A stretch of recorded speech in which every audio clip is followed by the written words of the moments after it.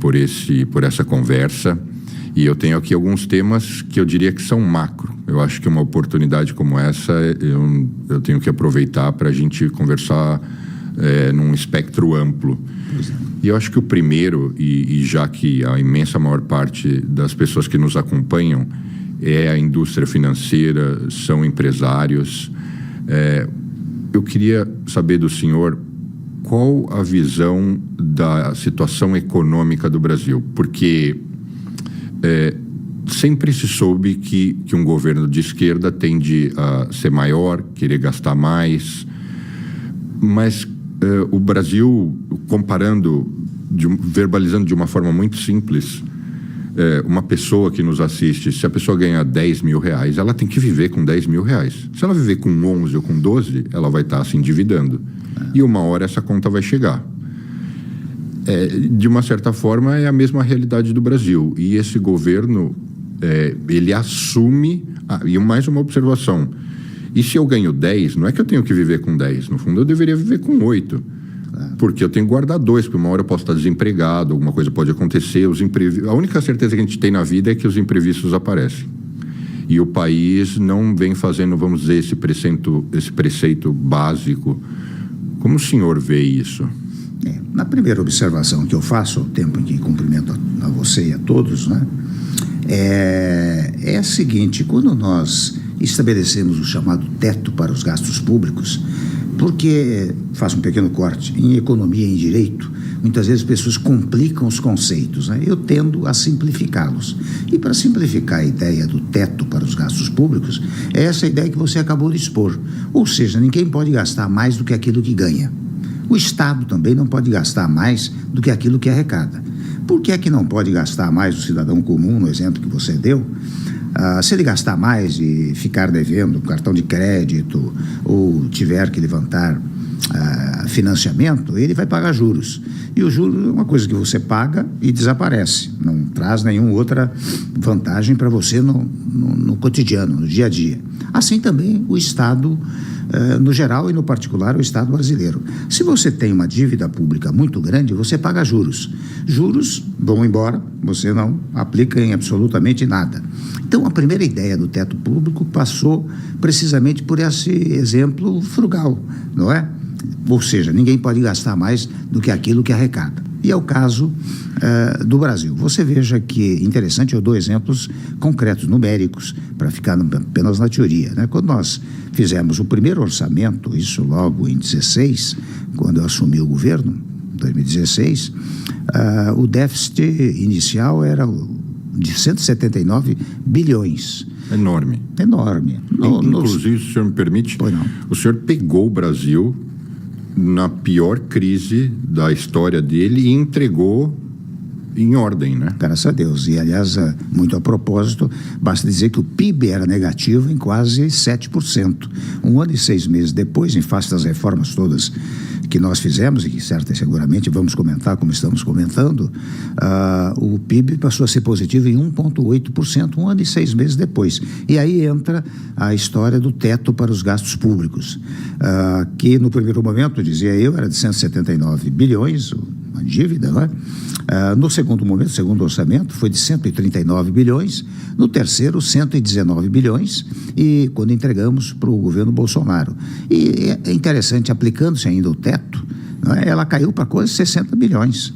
Você imagina o que são 100 bilhões a menos em pagamento de juros. Se você não paga juros, significa que você está reservando dinheiro para o país, não é verdade? E isso deu resultado. E partindo, como disse a você, desse exemplo trivial, né? Ninguém pode gastar mais do que aquilo que arrecada ou que ganha, não é? Isso deu certo, confesso a você que deu certíssimo até, porque veja, eu acabei de dizer que uma das reformas fundamentais, eu digo fundamental, interessante politicamente, ela é problemática, porque quando você tem um teto para os gastos públicos, o presidente da República não pode usar muitos recursos para medidas, digamos assim, populares, né? Ou popularescas, melhor dizendo, que seja em favor do povo, muito bem. A popularesca é aquela que parece que cria uma vantagem, mas traz um prejuízo posterior para as pessoas. E de igual maneira, você sabe que ela também quando você reduz a possibilidade do gasto, isso tem uma certa resistência no Congresso Nacional, porque muito legitimamente os parlamentares vivem também, até eleitoralmente, das verbas que mandam para os estados, para os municípios. E para os dias atuais, o que eu verifico, em primeiro lugar, faço aqui um comentário. Todo governo que chega, de alguma maneira, quer desvalorizar os governos anteriores, o que é um hábito triste no Brasil, porque cada governo, no seu período histórico, fez alguma coisa útil. Teve equívocos, mas fez alguma coisa útil, não é? E no Brasil nós temos a mania de desmoralizar os governos anteriores. Pois muito bem, o que se falou logo no início desse governo, vamos acabar com o teto do Temer, né, que o Temer estabeleceu, e criar o chamado arcabouço fiscal. Você sabe o que é o arcabouço fiscal? Digo eu, é o teto readaptado, porque o arcabouço agora significa, você só pode, no próximo orçamento, incluir a inflação do ano anterior, que era o meu sistema do teto, e parava por aí, mas acrescentaram, além da inflação do ano anterior, de 0,5 a 0,6 da receita líquida a 2,6. Então, é um teto readaptado, ou seja, a ideia do teto ainda subsiste. Este é o primeiro ponto. O segundo ponto, você pergunta, será que a economia vai caminhando no Brasil? Como é que as coisas vão? Você sabe que eu tenho que lançar uma mensagem de otimismo, não é? Para os nossos investidores nacionais, investidores estrangeiros. O Brasil, ao longo do tempo, passou por várias crises políticas, econômicas, sociais, e superou todas as crises, né? Então, digamos assim, não se pode com isso desvalorizar a ideia do investimento produtivo no país. Mas não podemos negar uma circunstância. Até agora, um ano e pouco passado do governo atual, ainda se critica o fenômeno econômico. Ainda há poucos dias, o Armínio Fraga deu uma entrevista dizendo que as coisas não iam indo bem na economia. Eu confio muito na presença do Haddad. Eu vejo que ele faz o possível no Ministério da Fazenda, mas há resistências. Isso porque é uma tese... Mas parece que ele não que ele é sozinho nisso, mas sim, a resistência parece que vem sendo maior. Começando pelo próprio presidente atual. Em face de uma ideia, com a devida licença equivocada, de que quanto mais você gastar, melhor para o povo. Não é verdade. No fundo é o contrário.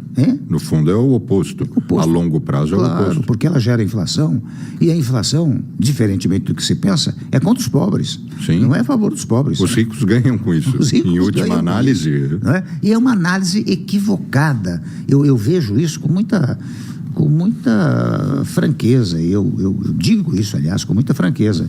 Porque, na verdade, foi uma tese do nosso governo eliminar a inflação. Nós pegamos uma inflação de 2 dígitos e entregamos com 2,75. E os juros também caiu. E os juros caíram de 14,5% para 6,5%. Isso tudo, estou dizendo, falando do governo de 2 anos e meio, não é de 4 anos nem de 8 anos. Né?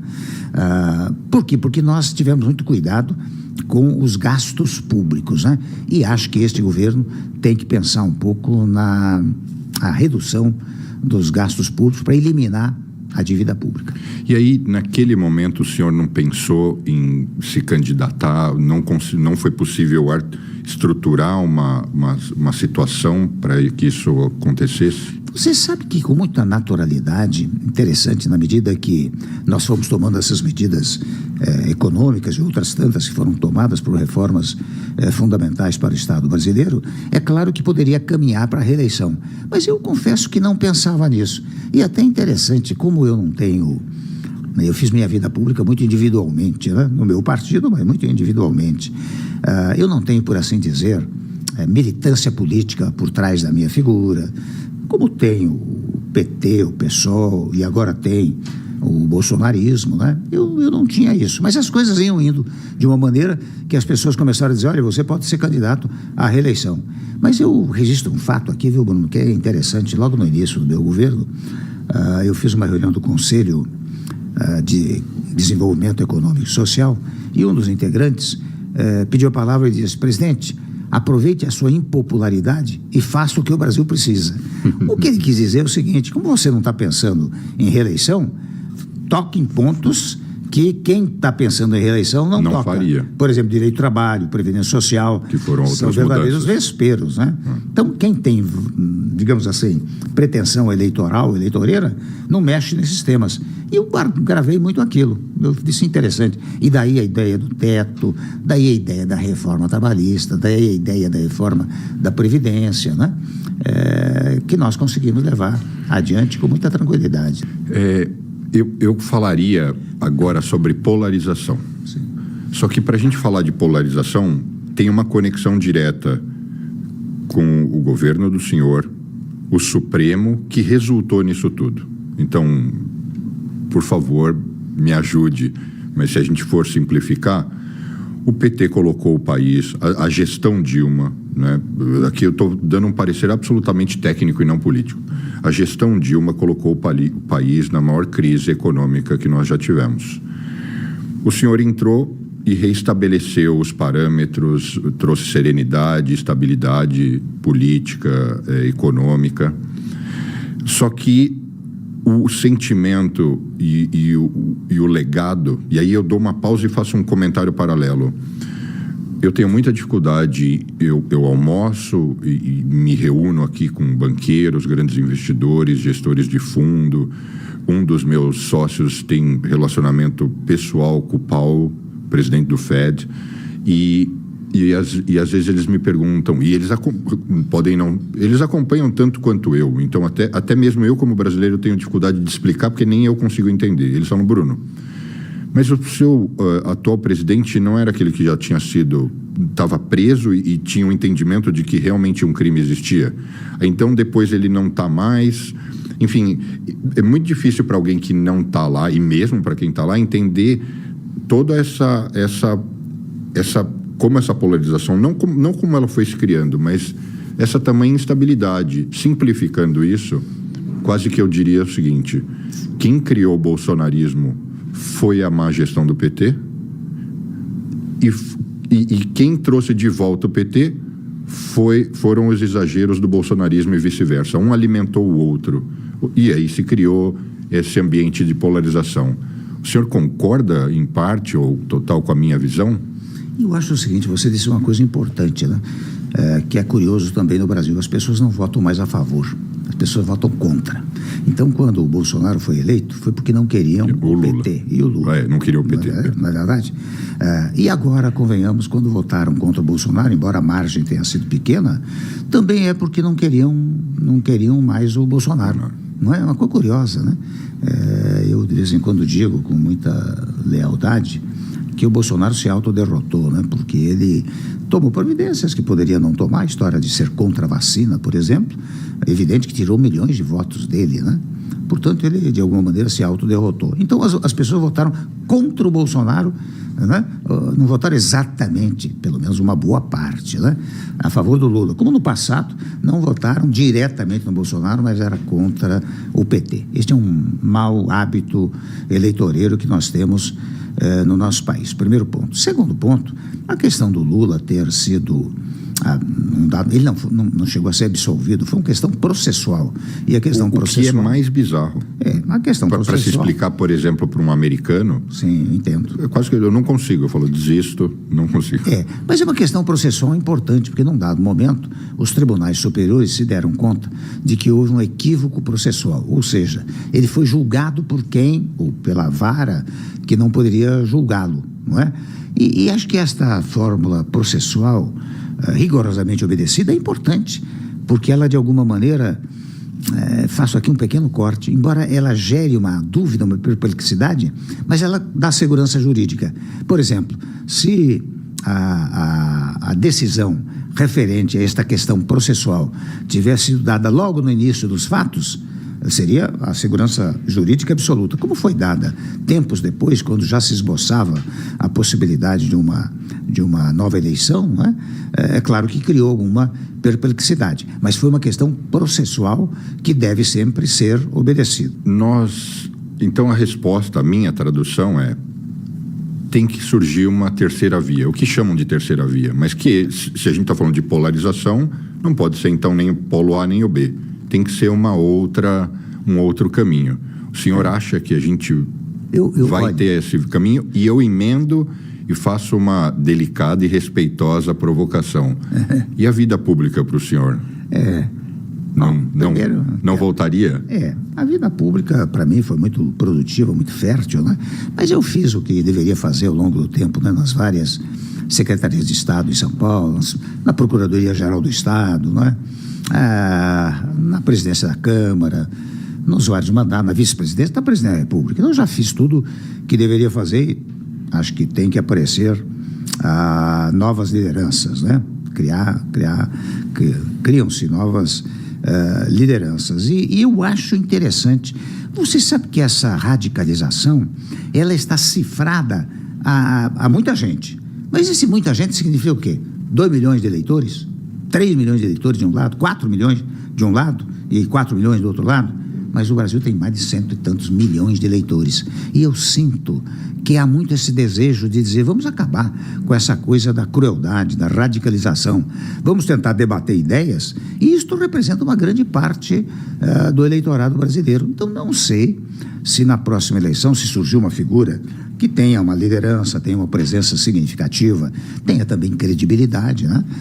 Se na próxima eleição não aparece alguém que diz, olha, não vamos nem nesta radicalização, nem nesta outra radicalização. Vamos pelo caminho do meio, que é o caminho da concórdia, não é? Aliás, os latinos já diziam, médio virtus, né? Quer dizer, a virtude está no meio, não é? Então, não é improvável que aconteça isso. Eu acho, olha, eu digo sempre que eu saí da vida pública, mas a vida pública leva tempo para sair de você. Então, eu sou muito procurado.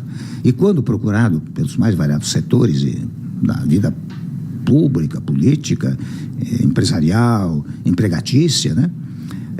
Empregados, etc., eu vejo que as pessoas querem um pouco isso. É provável que venha acontecer. E se vier a acontecer, eu digo, daí sim, estará se dando cumprimento rigoroso à Constituição Federal. Nessa possível corrida, será que o Tarcísio, nesse momento, é o nome de maior expressão? Eu acho que ele tem uma boa posição, muito aprovado lá em São Paulo. E eu convivi muito com o Tarcísio, o governador, porque ele trabalhou ao meu lado lá no Palácio, né? Ele era secretário executivo do Moreira Franco e foi um dos principais responsáveis, por exemplo, pelo Programa de Parceria de Investimentos, a PPI. E ele é muito dedicado, muito competente, tecnicamente correto e muito adequado ao falar. Não há uma dúvida que será o nome. Agora, ao que eu sei, ele quer, na verdade, disputar a reeleição em São Paulo, né?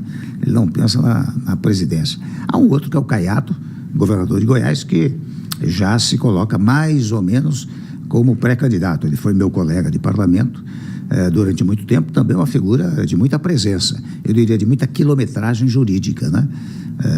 Política, e muito obediente também a preceitos jurídicos, né? De modo que e há outros governadores, tantos, que estão aí também com boa postura, né? O de Minas Gerais, o Zema, o Radinho e outros tantos, né? Que se posicionam muito bem no atual cenário. Então, acho que 2026 vai estar para esse pessoal, não vai estar exatamente para mim, né? E o Supremo vem sofrendo um questionamento constante de ter uma atitude, em algum grau, uma atitude política. Em alguns momentos a gente realmente se questiona se essa não tem sido a conduta do Supremo.